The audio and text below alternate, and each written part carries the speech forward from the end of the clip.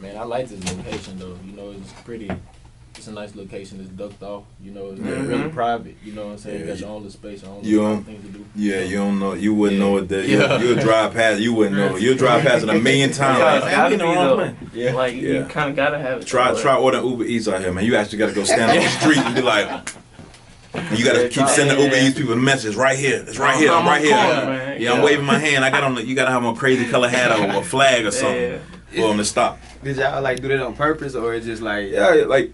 You know, some studios you go like you see all the fancy cars out there. You're like, oh, that's a studio. They here. You know, somebody get ran up on. You know, it's just a different vibe. Like you don't know. Yeah, you know what I'm saying? Real time car shop already here. Yeah, it's a different vibe. So you can't say, oh, it's something like cars here $1 million. Yeah, 365. It's nothing out the ordinary. So perfect. It's just a good place, and then it seems like y'all all got like a good energy. Like, relationship, you know what I'm saying? Like you can go over there and talk to them and bond with them. Yeah, and they'll come with you. They'll come over here.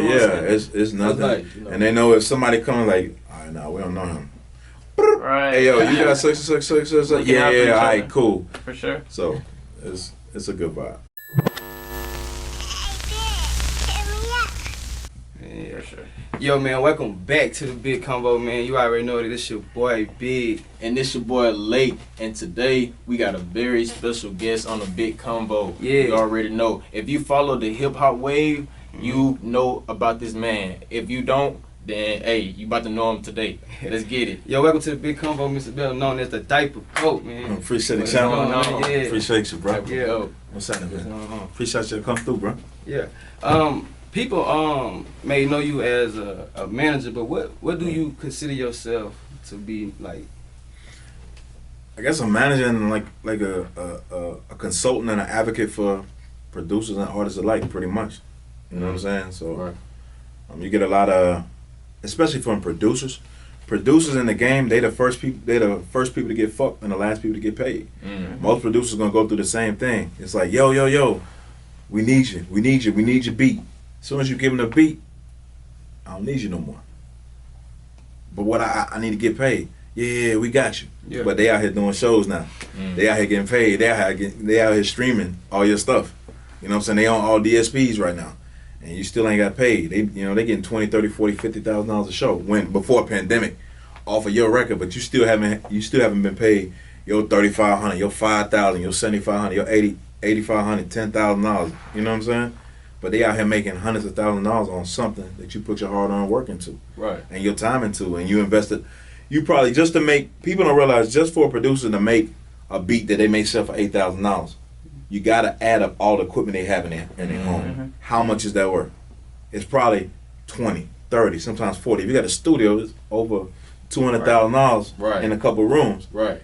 And I'm only charging you a fraction of the price. You feel what I'm saying? Right. I feel you. And you making a bag off of it. Right. I gave you what you wanted. Why not give me what I wanted?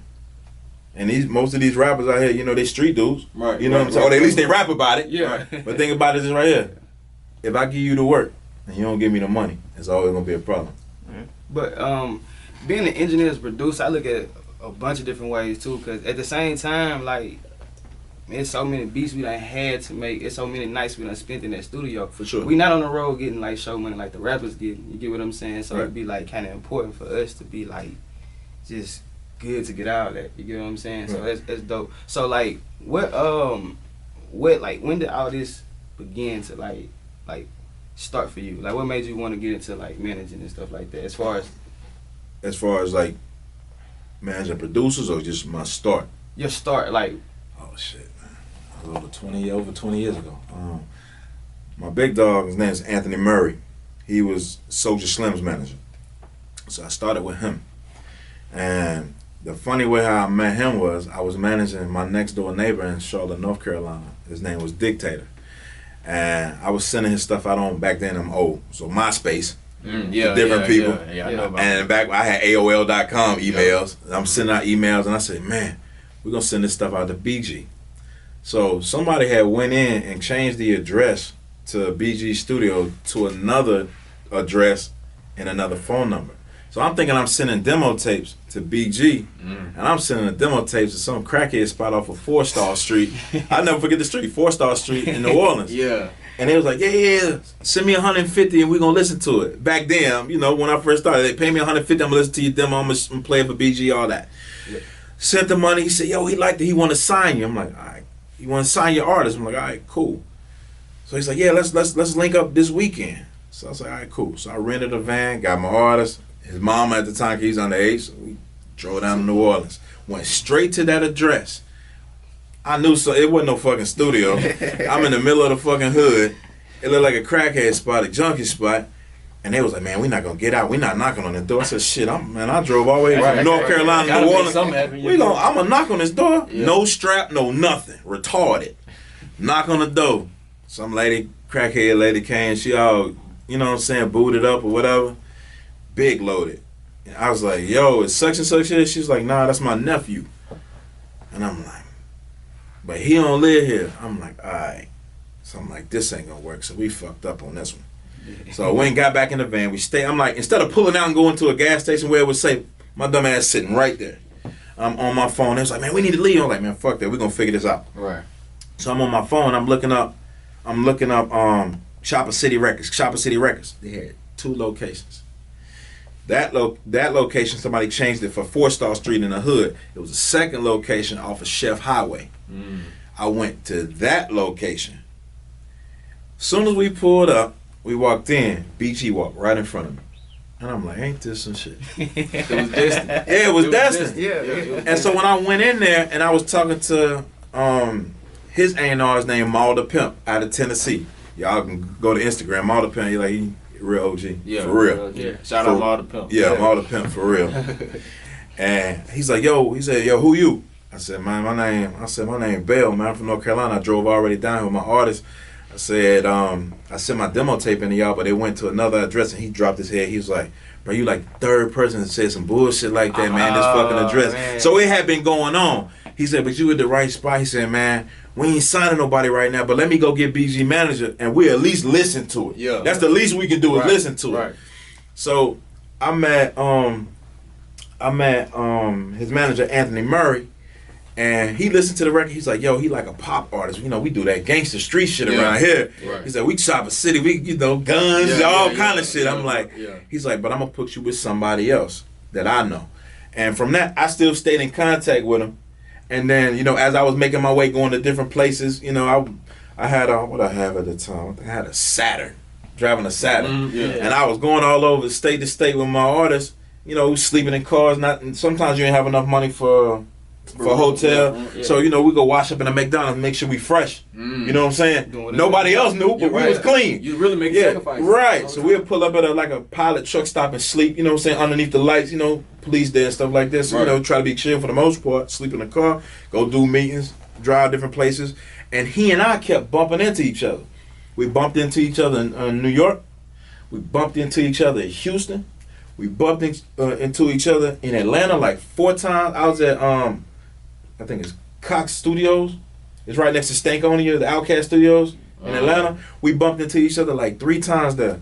And then I was going down there. My 4th time I bumped into him, I was going down to meet, you heard a producer called Drummer Boy? Yeah. Drummer Boy. Oh, yeah. Drummer Boy back then was driving a damn, that's when Yukon Denali first came out. Real OG. Yeah, he had the Yukon Denali. I think it had a blue one, I believe.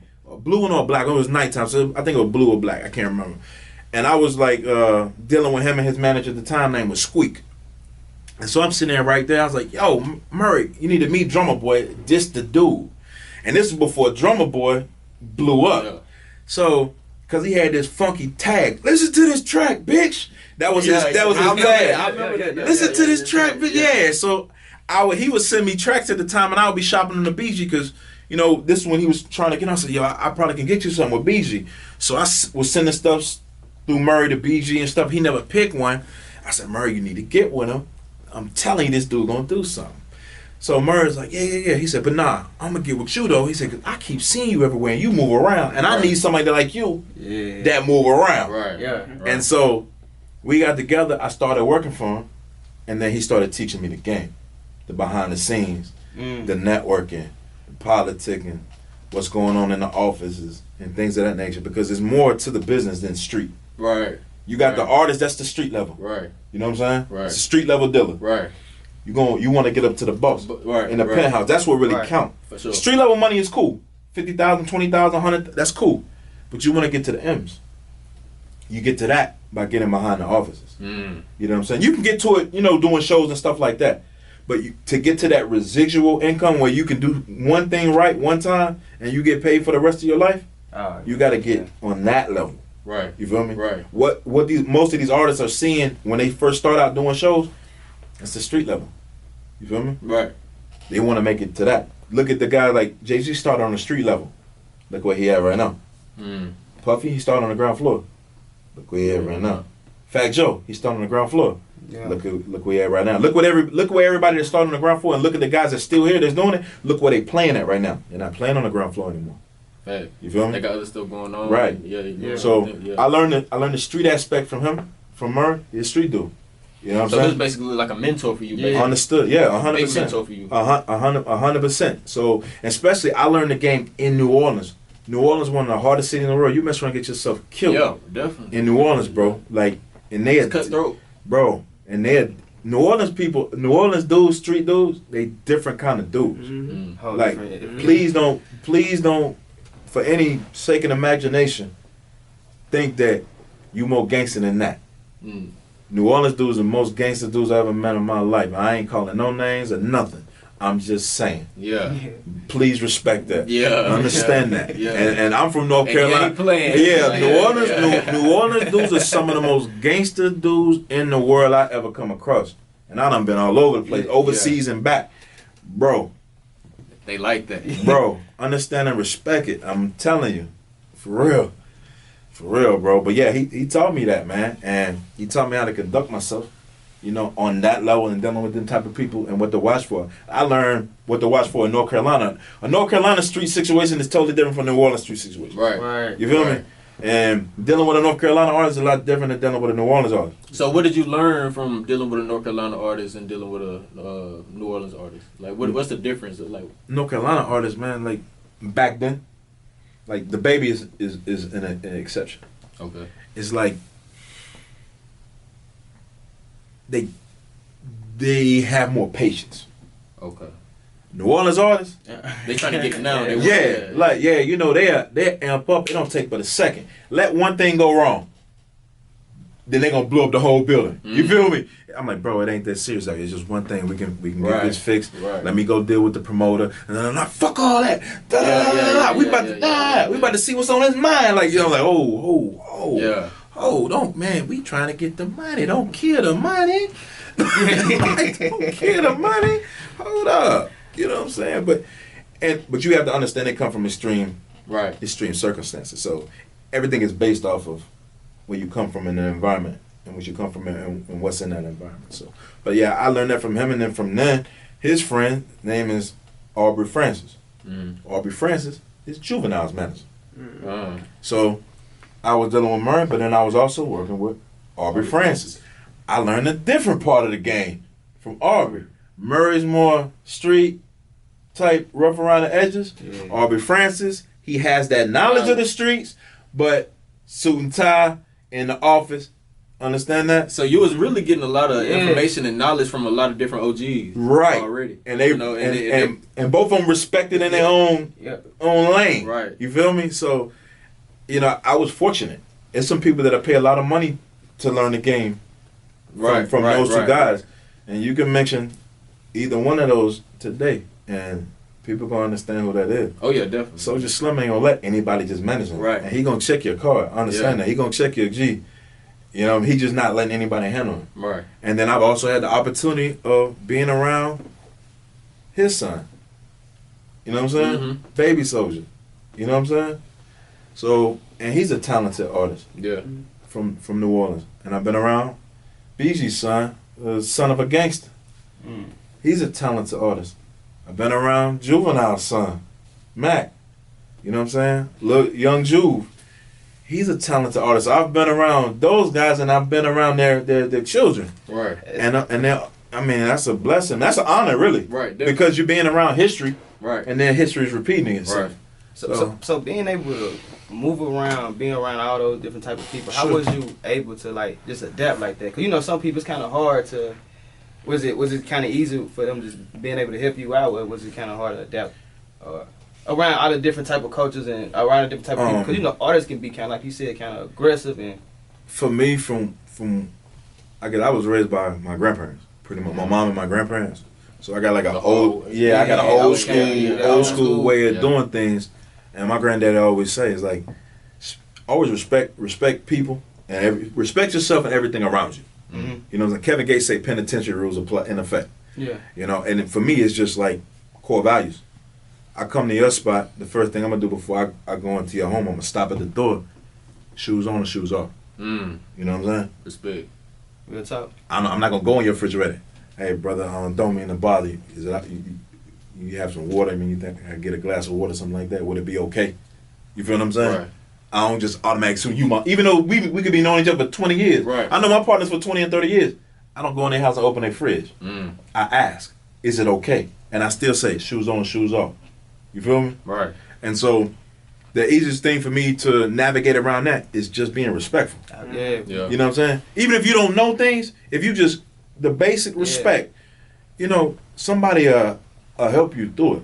Mm-hmm. And if you don't know something, say, bro, I don't want to rub do the wrong way. I want to ask him this. Do you think it'd be, or you want to ask him more?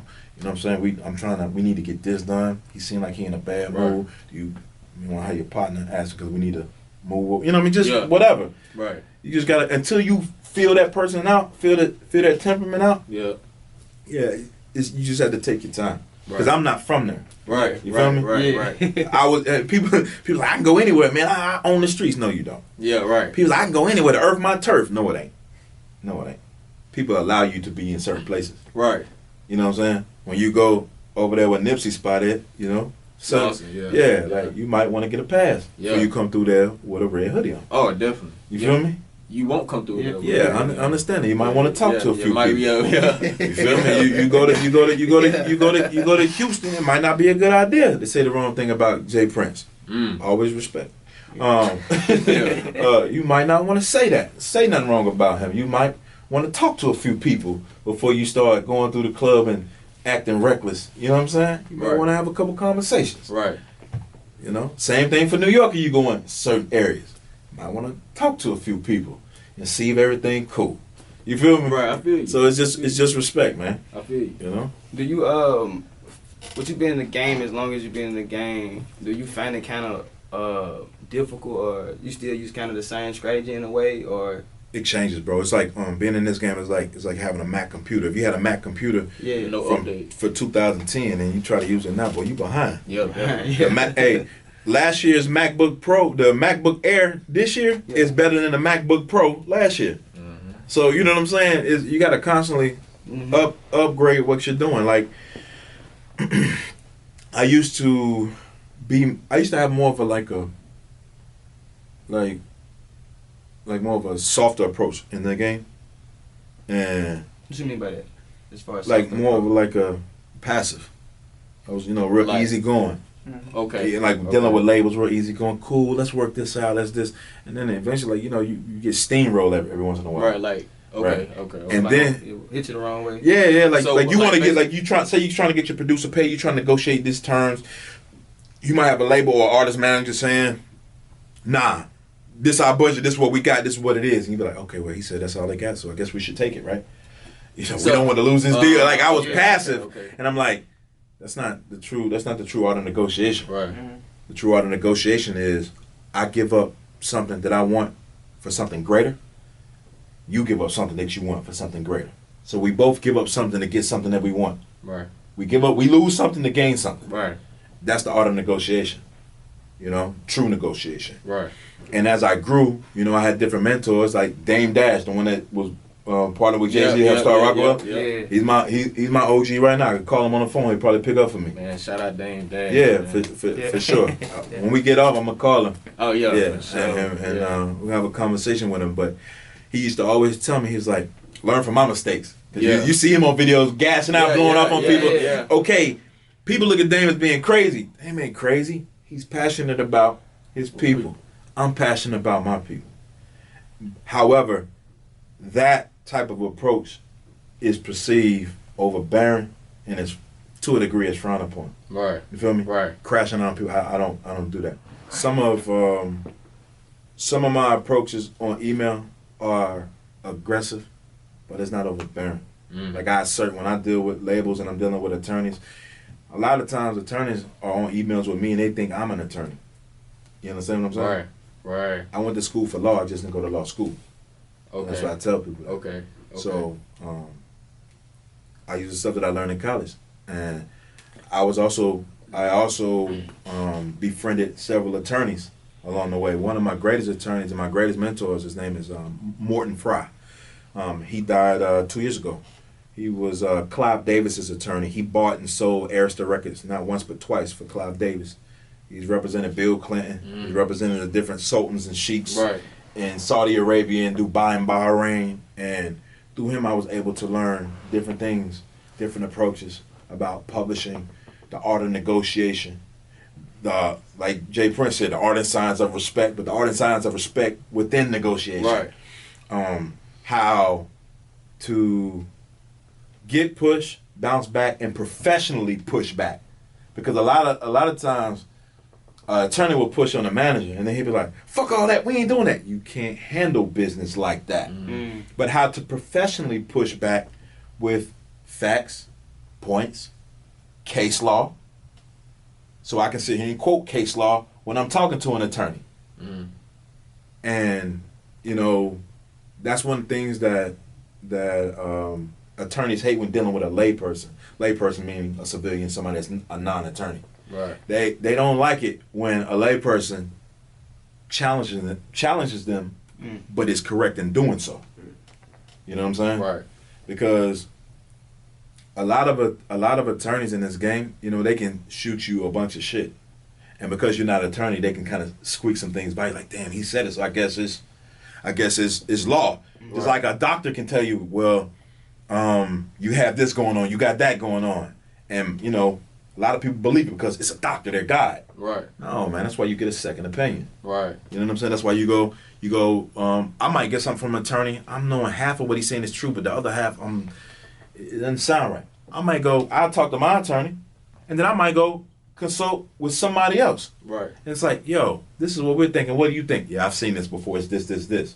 And then I come back and I apply knowledge from my attorney, and I apply knowledge from this attorney who I've had relationships with. Right. You feel me? Right. So I make a lot of alliances in the game. I deal with attorneys that I've had to go against. I deal with managers that I hate saying go against.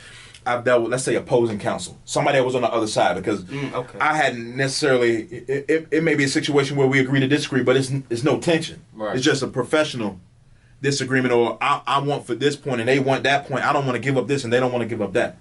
But afterwards, it's like, man, yeah, that was a good job, bro. Right. Like, that was cool, man. I took my hat at you. And if I see you, we have a meal, and I buy you a drink, and we have a conversation. But I still have those relationships. And I try to maintain a positive relationship with everybody. Just like y'all heard me talking on the phone, the guy on the phone, he was getting reckless. And I'm like, listen, my brother, I represent the producer. The producer said this is his price. Right. That's not my price. I don't name the price. He names the price. I just enforce what's enforceable. Right. It's your choice whether you want to use it or you don't. We don't have to get flagrant with each other. That's not where you want to go with me. I you feel me? That, yeah. And I don't want to go there with you. Let's keep it respectful. This is just business. This is not streets. If I wanted to be in the street game, I'd be in the street game. I do business, and that's why I want to keep it. I want to keep it business. I want to keep it professional. So basically, like, you made like all these connects, and just by like going out to New Orleans, and then you found out that it was a scam, but then you really just reaching out and just going the extra effort. Right. Just to, and when I looked, building. Right. Yeah. And I started with Anthony Murray. I talked to him yesterday. I started with Anthony Murray, and I met a lot of people around him. I met during that time, Young Jeezy was managed by a manager named Kinky B. You know what I'm saying? You have to go back and do your research on that. That was Jeezy's partner that started his company, and they're no longer together now. But I met him. I did some work with him. I learned a lot from him in the business. Also, Murray ended up managing Hurricane Chris when he did A Bay and Holly Berry. So I was around for that whole movement. And I was around Hollywood Bebe, which the song was made. Hey, Bebe. People was like, people didn't know what Bebe was. Right. Bebe was a DJ. Yeah. He's still a DJ. yeah. So, like people be in the crowd, like Chris said, hey, Bebe, let it play. That's my song. Turn it up. Yeah, that's Bebe. Yeah. He was the #1 DJ in Shreveport at a club called Coco Pellets. Right.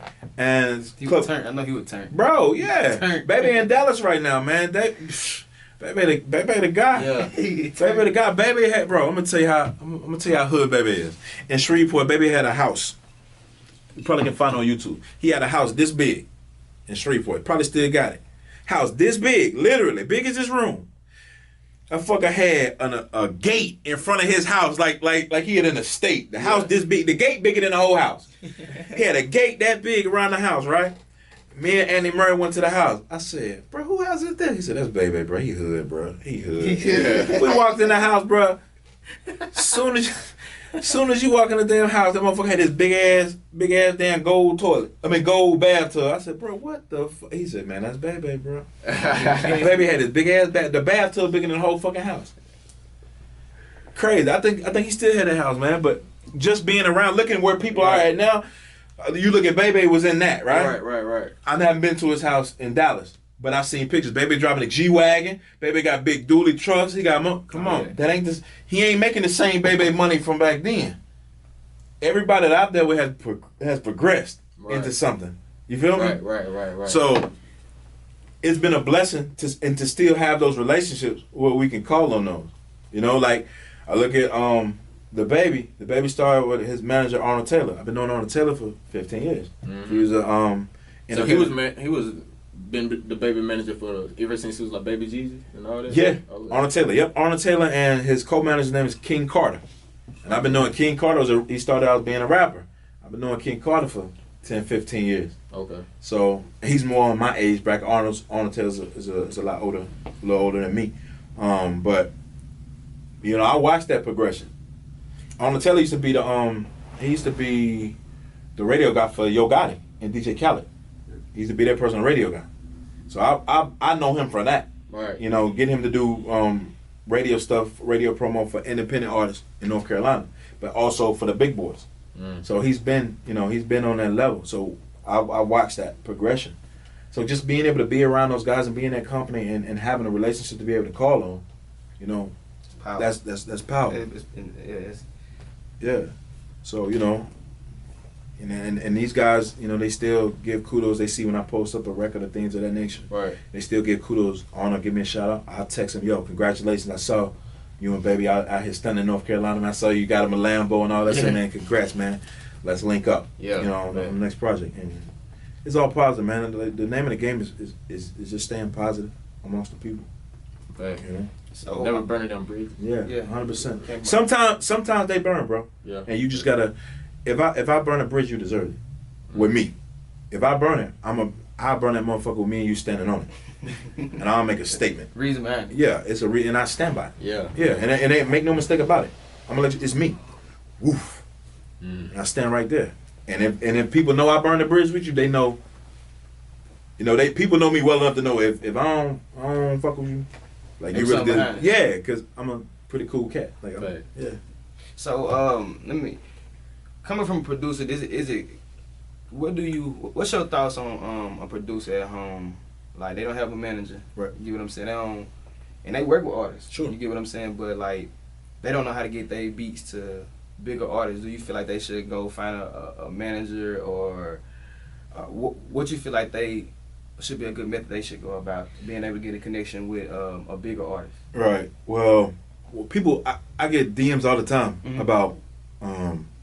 Will you manage me, or if you don't have the space to manage me, can you put me with another manager? Should I go get another manager, or what should I look for? And then the biggest thing is, if you trust your homeboy, you want your homeboy to be your manager, right? Right. And he knows nothing about anything.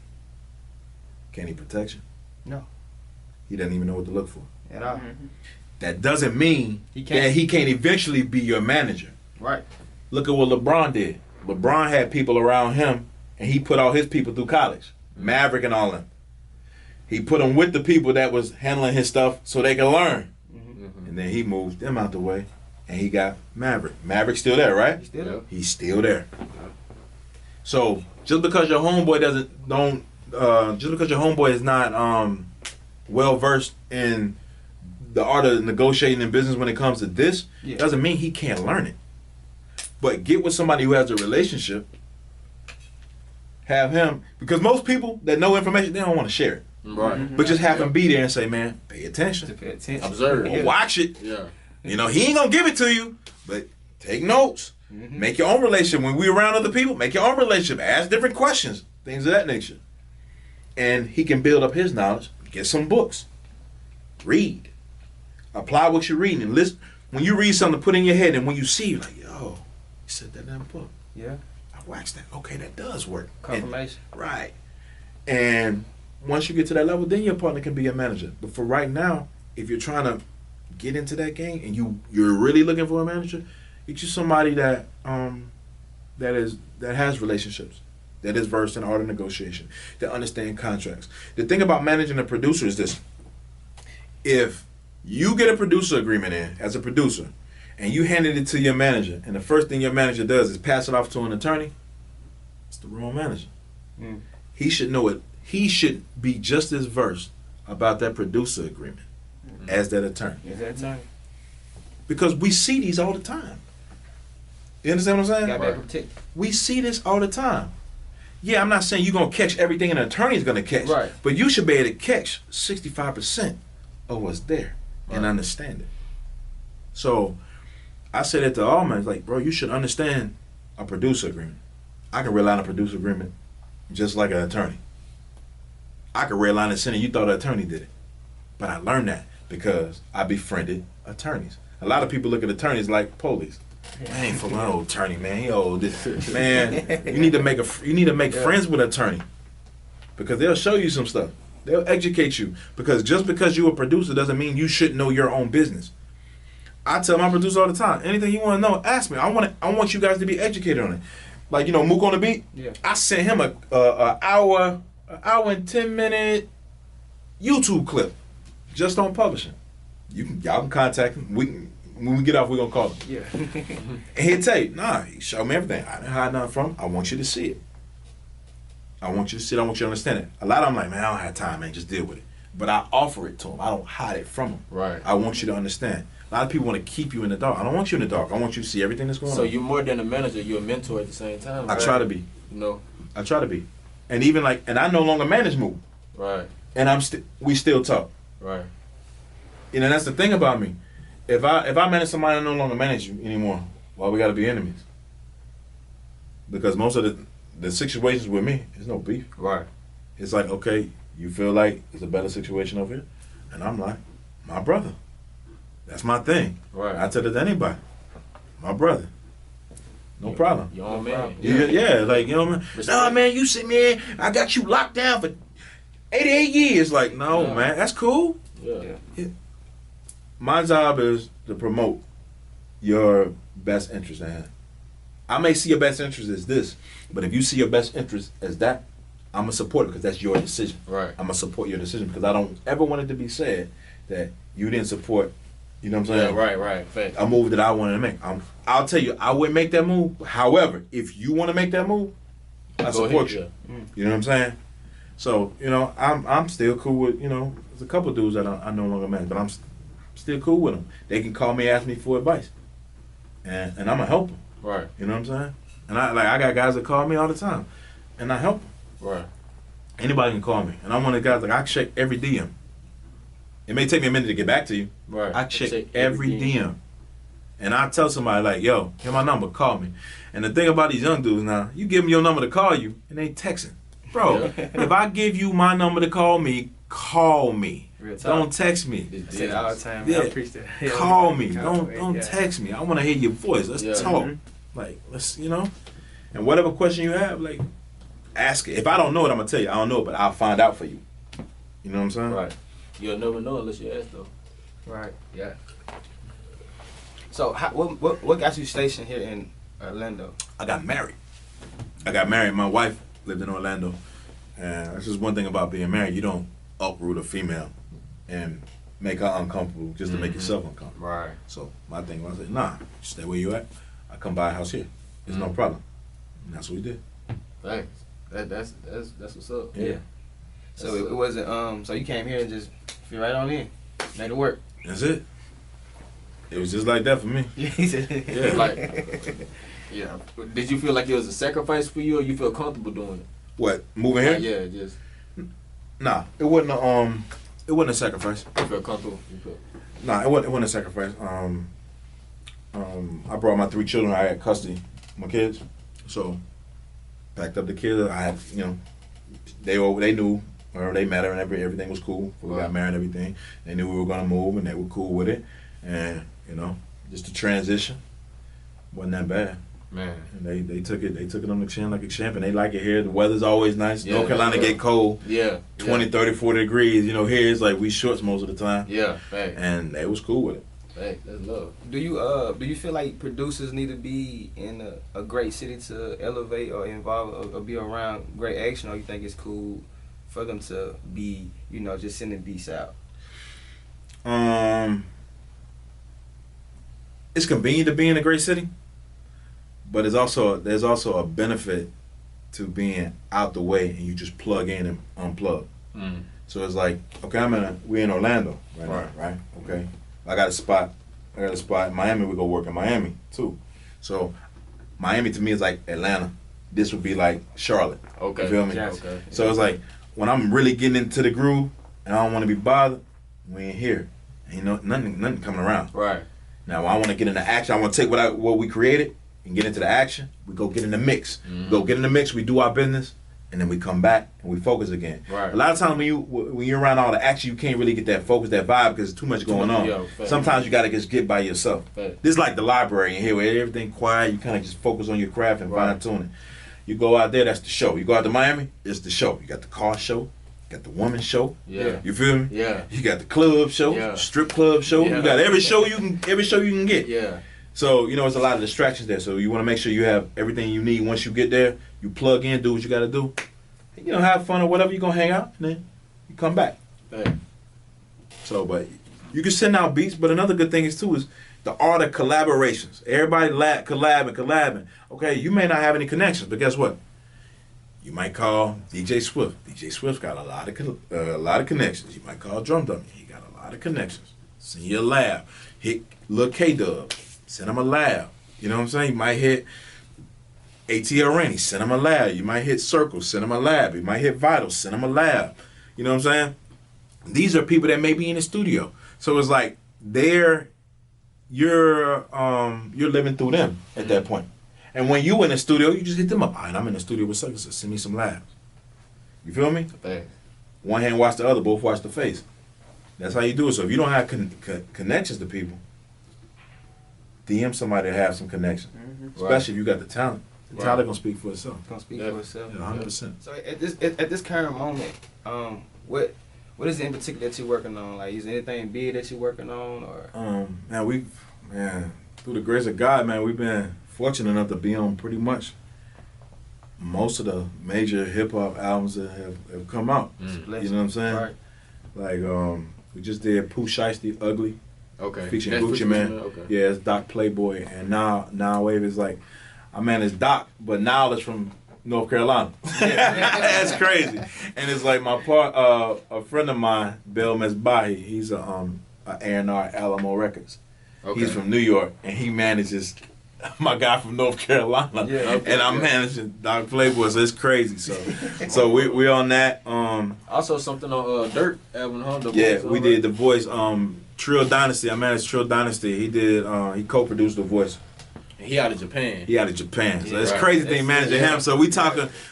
I'm typing in English on a translator app and then cutting and pasting, and he typing in Japanese on the translator app, cutting and pasting English. So that's how we talk back and Making forth. It work. Right. And so, but he understands. Right. Like, if I say I need, send me some pressure, he understand what that shit is. Like, he gonna do it. Yeah, he gonna do it, man. I'm motherfucker hard, man. It's just crazy. I mean, NJ Stepping Harder, he out of Finland. My co-managed Tutty with the Tuck, she out of Sydney, Australia. Elay, he's out of Sydney, Australia. Of course, Kim J, A.T.L. Rainey, he out of Atlanta. DiCaprio, he out of Baltimore. DiCaprio, he did Hard on Ice for Rod Wave. Oh, okay. Oh, yeah. Lil K Dub, he's 16. He did Martin and Gina. He did Martin and Gina for Polo G. He also did The Greatest for Rod Wave. Okay. And he co-produced that. And of course, Drum Dummy did Ribbon in the Sky on the same album. And Mook was on the album too. What else we did? NLE Chopper, we did Forever and Free Young Boy. Okay. We did NBA Young Boy, Lost Motives. That K-Dub did that. He did 338. We did that's when he was young. Yeah. We did No Mentions, Genie, Sky Cry, R.I.P. Lil Fat, Out of Control, Out of His Safe. What else? Man, we did a bunch of NBA Youngboy. Yeah, we did a bunch. We did Drum Dummy did a whole EP with OMB Peasy. Okay. Oh, yeah. So it was OMB Peasy times Drum Dummy. He did that, and then he did Big Homie for OMB Peasy, and then turned around and did Homie from the Hood with Mozzie. Okay. And what else we did? We did Ghana and First Day In for No Cap. Okay. That was Kim J. Yeah, we did a bunch on Lil Papa. Drum Dummy. Black Ice did. He did Ashley's song for Young Blue. He did probably like 3 or 4 for Lucci. And he's out of Canada. Yeah, Canada. So is it true that Young Blue not paying his producers? Man, I'm going through something right now with that brother, man. I got a lot going on with Blue and his camp, man. I wish I wish we could sit down and have a conversation and talk about effective ways to do business and paperwork and things of that nature. And I would love to have a conversation with you on some brother stuff. I'm not gonna say anything negative. I don't do that, but I would love for us to sit down. How do you feel like that happens? A lot of times, man, he's aware. Like, I'm not gonna say he's not aware. Okay. He's aware. Okay. So I'm not gonna say he's not aware. Okay, But so- I think I think sometimes I'm not, and I can't speak on his situation. I think sometimes time and money equally get mismanaged. You feel me? Mm-hmm. While you out there making money, you mismanaging your time on things that you know what I mean. And then your team is not keeping you up to date because maybe they getting caught up in the hype too because they enjoying the parties and stuff you're going to, so they forget to handle business. Right. You feel me? Right. So that's why I never really get into the party scene. And my guys will tell you, like, man, I ain't about to go party with you. How do you keep up with so much like that? I'm so many different artists and remakes shit like that. Bro, this my key, bro. Look, I got emails. We got emails coming right now. So Like, I got 43,000 emails. What did it say? 43,221. Yeah. So it's like, and then like I'm back and forth from emails. Then I'm back and forth from emails to DMs, and I try to message everybody and keep everybody up to speed. See, I shouldn't have no messages unchecked. I got one request, but So you try to get to all of them. yeah. Okay, he sent me some music. I accept it. But yeah, you send me some, I'm gonna respond back to you. That's real, dope, man. That's real. Because a lot of people don't do that. Yeah, and I try to stay in constant communication with the guys. But yeah, but like I said, a lot of times people think that the artists are businessmen. A lot of times they're not. Some of them are. Mm-hmm. But most of the time, like, man, they so focused on their craft. They're creatives first. Yeah. And then it's like they don't become businessmen until something gets fucked up. Then they become businessmen. Then it's too late. Not all of them. I'm not saying all of them. Some of them. And then it's too late. And then things happen. And I've taken down a lot of records. Because people don't pay. Because you got to respect my guys. And I'm not gonna tolerate that from anybody. I'm sworn to protect my guys. And if I tell you I'm your manager, I'm gonna go down to the mat with you. When the ship sink, me and you gonna be if you're gonna be the last one standing, I'm gonna be the last one standing with you. And we're gonna go all the way down. And so that's real. And anybody that know me, any label, any attorney I've ever had conversations with, any manager, they know I'm gonna fight for my guys, 100%. I don't really care about if you like me, if you don't like me. This is not about feelings. Feelings are emotions. Emotions don't belong in business. Right. And that's just how I am. So when I talk to somebody and say, well, I feel, I don't want to talk to you no more. You either need to believe or you need to know. Right. Feeling is an emotion. I don't have time for feelings right now. You need to believe or you need to know. Bottom line. And that's it with me, man. So it's simple, but it ain't no smoke with blue. I just want to have a conversation with him. Right. Maybe we can come to something, and so that stuff like this doesn't continue, because I'm pretty sure he'd be upset if the label didn't pay him. Right. Real talk. Yeah. I'm pretty sure he would, and I would like to think it was just an honest oversight. You feel me? I'm not gonna charge him with nothing negative because I don't personally know him. No, right. Yeah. So I just would like to chalk it up as an honest oversight.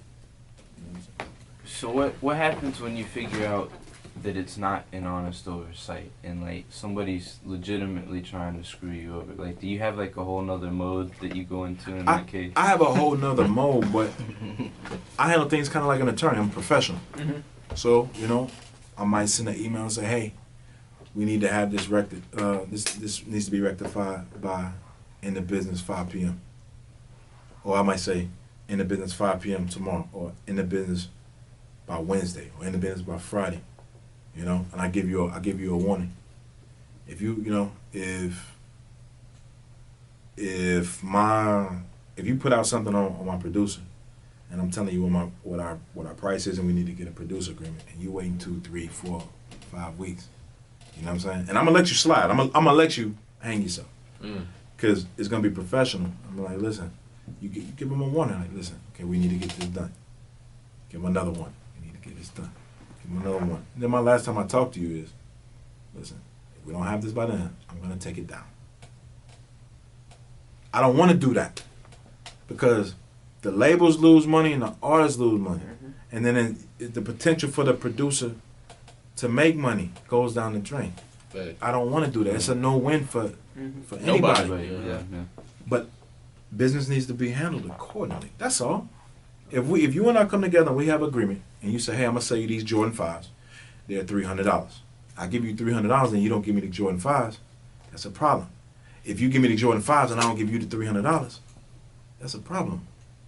You need to do what you agreed that you would do, just like I need to do what I agreed that I would do. I always do what I agree to do. And their end, they need to do the same. So I expect people to conduct themselves like I conduct myself. My wife tells me all the time, everybody is not like you. Stop expecting people to be like you. Mm-hmm. But I'm not. I'm going to expect you to conduct yourself like I conduct myself. So regardless of what background you come from.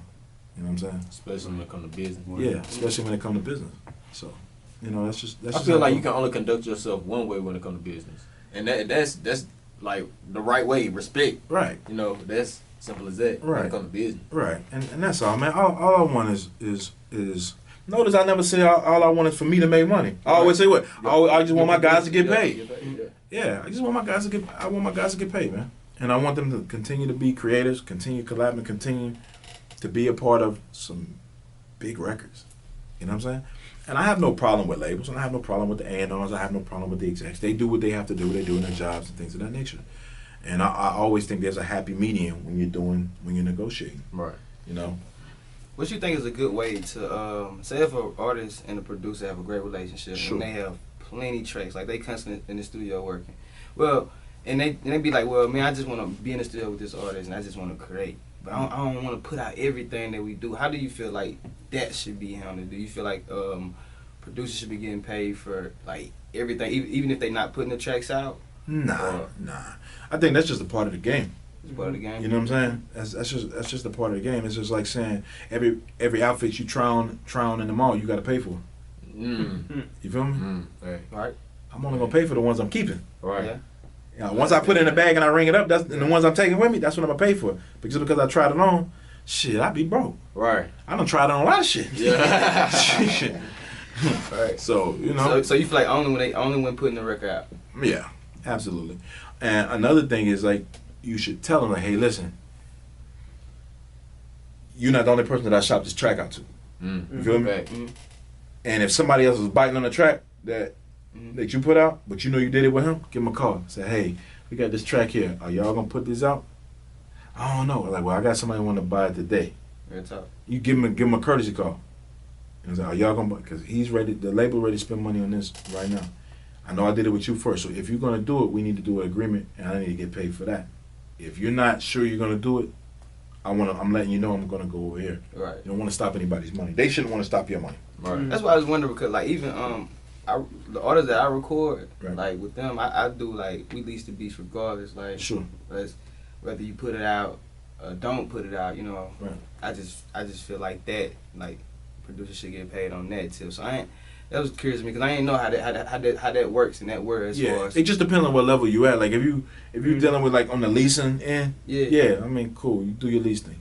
But that's only exclusive when it comes to that. So there's no leasing when it comes to major artists. They don't lease beats. Yeah. So that's why you call them and saying, hey, I'm gonna put this out because I got such and such. Now we trying to work this out. Yeah. So they straight exclusive, right? Yeah. Okay, so that does make sense. So it's cool at that stage. It's like, okay, cool, we can do whatever. But when it comes to straight exclusive, right. So right. Yeah, on the street level, I guess that leasing it out. So do you have like any? I know you just named like Lil Durk, you know the music that y'all. We did the baby too. 808 and he did Go for the baby. Okay. We did the baby. Did Sapiosexual for Tusi, Nightmares for Tusi, Psalm 51. Kim J did Psalm 51. Rainey did Nightmares and Sapiosexual. So he did that. So do you and then he got one coming out with Tusi and Fabio Foreign. That's what I was just about to ask you. Do you have any like major songs coming out with any major artists? Tusi and Fabio Foreign. Black Ice, he has 2 coming out with OMB Peasy. Okay. Drum Dummy has 5 coming out on that OMB Peasy album. I think we pretty much we ran a Boston on that one. Yeah. We ran a Boston on that one. And I believe we had conversation OMB Peasy times Drum Dummy one more time. For an album. Another one time. So we talking about that's lit. Okay. Yeah, I like that. Everybody you deal with as far as producers, are they on like an independent level, or they have any type of pub deals, or just? A couple of my producers have pub deals. Kim J has a pub deal. Drum Dummy pub deal. K-Dub pub deal. A lot of ones that we're doing right now is kind of like we're building them up to that. Okay. They get approached for pub deals, and I'm like, it's too low right now. Like I turned Drum Dummy away from five different times on 5 different pub deals. And then he was like, man, we got to take this, man. This is a lot of money. This is 6 figures. I'm like, just wait. Wait. If you don't mind for the producer, can you explain what a pub deal is? Basically, a pub deal is, actually it's a co-publishing deal, is a publishing company will pay you in advance on your publishing to receive half of it. So it's like they receive half of it, you receive half of it. And say, but they'll pay you in advance of a percentage of what you have to collect right now for half of your publishing. They take that half and they recoup their money. And they say, well, hey, this deal is for 3 years. The thing you gotta realize is it's 3 years, and then they have what's called post-term collection. Those are the extra years that they have to make their profit off of your music. But you can still do another deal after 3 years. But the music that you make, the music that you did while you were on that deal, they can collect off of that. It depends on how you negotiate it. Anywhere from 3 years to whatever is negotiated after your deal is over with. So that's basically what a pub deal. So they give you, so you don't have to wait those years and be in mind to collect and wait for those little checks to come in every 3 months. They'll pay you that up front. So how do you get to the point? Do you have to already have a lot going on at that point for them to be like, hey, all right, let's go. If you've only produced two major releases, and they're not big releases, then I don't really recommend a pub deal right now. I would keep building up your catalog. You always get hotter, and you don't want to kind of cut yourself short at that current stage. Yeah, because if you do a pub deal right now for $1,000, $2,000, because you only got one record out, and then you hit a next week you get a diamond record, man, they got you for $1,000, $2,000. Yeah, Like what? Like, but just because you settle. Yeah, so it's like what I talk to my guys about is about building a catalog. There's some guys that I try to talk to them about building a catalog. Like, no. I gotta have a pub deal. I need it. I need to do this. I need to pay for school. Like, whatever. And then, what can you tell a guy that's in that kind of a situation? Right. Mm-hmm. So at that point, I try to give them the best situation they can. So, DiaperGoat management. Yeah. Are you constantly? Do you feel like you're constantly looking for new talent, or do you feel like you're more dedicated to your current roster? My primary focus is to the current roster. As I see things come along, I look at it.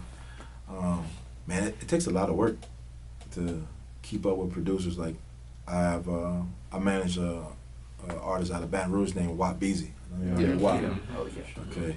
The good thing about WAP is like WAP is a businessman. On top of that, he understands business, and he's an independent artist, and he's making money independently. You see him all over the place, and I can have those conversations with him. He understands, so it's not too difficult dealing with him.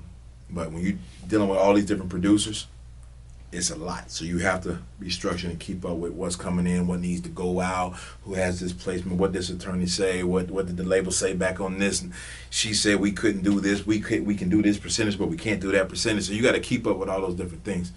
So, you try not to add more weight on your back than you can carry, because you want to. If I add more work on me and I become less effective, then that waters the brand down. I always want to be, like they say, dangerous and effective. So, and then I manage a Latin artist. His name is Soa Flotador. He's from Puerto Rico. That's a different lane. I take Spanish class 3 days a week, and just to be able to, to maneuver and things of that nature. And that's a whole different world in itself. But I've delved deep. I've been delving deep into that world lately. Right. It's the Latin world, man. So would you feel like the Latin world of hip or like music is better than the American? I wouldn't say it's better. I wouldn't say it's worse. But it has a strong movement. Man, Latin music represents 35 to 40% of all streaming. Look at It's a big Bad Bunny has number 1, number 2, and number 3 album globally right now. Yeah. Like that says a lot. Number one, 2, and number 3. Yeah. That's crazy, bro. Bro, this dude was on the Billboard charts. He had number 1, number 2, number 3, number 5, number 8, and number 9 record on Billboard all at one time, bro. Come on, man. Top that. I haven't seen a hip hop artist do that. Yeah, I mean, it probably is one, but I can't remember. I'm like, fuck, bro. Yeah, right. Yeah. I'm like, man. Like, I mean, imagine having a conversation with him and you try to, like, you try to hold your nuts on him and like, yeah, man, I'm number 3 on the Billboard chart. He's like, oh, cool. I'm number 1, number 2, number 4, 5, 6, 9, 10. And my album, 3 of my albums. Yeah, 3 of my albums, number 1, 2, and 3. And you sitting there like, your dick just shriveling up like this right here, like, god damn. They go to say something about the culture and the music over there, man. It seems like when some... Is it more of is a lot of artists over there, or is it kind of? It's like, yes, it's a lot of artists over there. They love to party too, bro. Like, yeah, but that's the thing. It's a lot of artists. It's a lot of talent, bro. It is a lot. You remember how hip hop was back in the 90s? Yeah. With DMX, Jay-Z, all them. Yeah. They got that now. They vibe is now. You remember in Houston? Remember when Houston when it was Slim Thug, Mike Jones? They got that now. It's the Houston vibe. It's the New York Def Jam back in the day vibe. They got all that going on right now. And they fucking killing it, bro. And it's not gonna fade. Yeah, it's gonna be. It's not gonna fade. The fans are too dedicated. Bro, Bro, you got American people right now, bro, that don't understand fucking Spanish and is vibing to Latin music just because it sounds good. Yeah. Yep. When you get somebody that doesn't even understand your language and they vibing to your shit, come on, bro. Come on, bro. Come on, bro. But you know what I'm saying? It's an honor and a blessing that I've had the privilege to be around a lot of those guys, man. And I'm gonna show you some videos too. But to be around those guys and being in company and like I was at Jay Willer's video shoot. I mean, he had some heavy hitters there. I mean, you had Mike Towers there. You had Jay Cortez there. You had Zion and Lennox there. You had who else we had there? Man, I forget, man. We had Lunai was there. We had all these big heavy hitters, bro. And just to be around, was like, damn, some dope shit. It's just an honor just to be, you know what I'm saying? Yeah, and then you see the video. The dude had like 7 Indy cars they brought in. 7 Indy cars. They brought Indy cars in from North Carolina to Miami to shoot that video. Real shit. Real shit. And I'm like, bro, that's some heavy hitter shit. Yeah. That's some big moves. Yeah, that's some power. That's some powerful shit, bro. So yeah. So what DiaperGoat got planned for the future? What you see yourself in the next 5 years doing? Bro, hopefully being a Latin music powerhouse, bro. Right. So you really want to house that way? Really man, I'm gonna speak here to existence. Yeah. DiaperGoat here, you You heard it here first. Yeah, You know what I'm saying? The Bigg Convo. Yeah, so it's like myself and my artist is a little float the door, like, you know, we do business together, but it's not just business, he's my friend. Right. So even we never made money together, he's still my friend. Play with my kids. When he has kids, I'm gonna play with them and go see him in Puerto Rico. He come over here. Me and my wife talking about buying a house over there. So shit, you know, might be there for a couple months. You know what I'm saying? So it's like, and I like doing business that way because it don't really seem like business. But we get our job done. We never let the friendship get in the way of what we have to do correctly. Right. You know, I know my lane. He knows his lane. And I never step over there. He never steps over here. And we do things correctly. And I believe that with what I know how to do in business and what he knows how to do in business also and in the music, then I think we can effectively change some things inside the Latin industry for the better. Messing with him, he talented. Yeah, 100%, man. That dude's a star.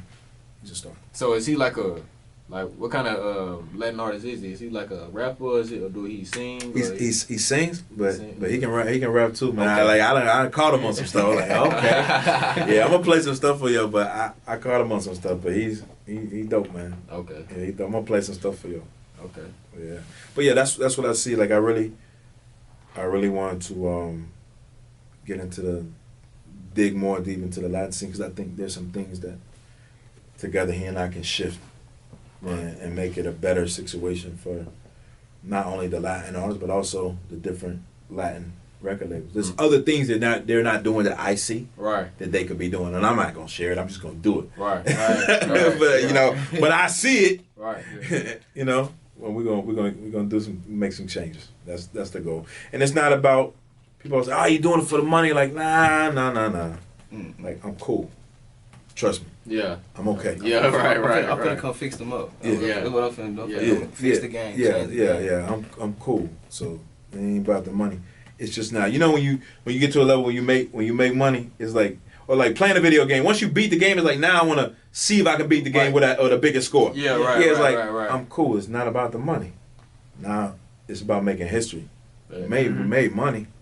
Let's make history. You got new goals. You already met your I met that over there. Those goals. Cool. You want these goals over here now. I want to make history, bro. Yeah, honestly, and that's the name of the game. And if I can duplicate success for all the producers that we go out there and we deal with, all the artists that we come out and we deal with, if we can duplicate success through other people, that's what you want.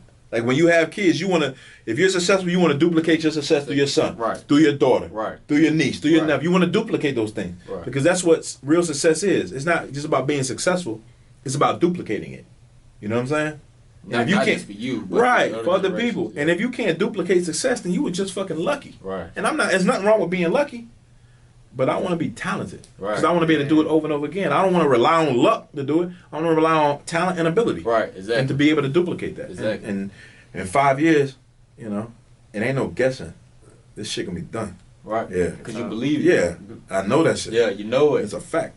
Yeah.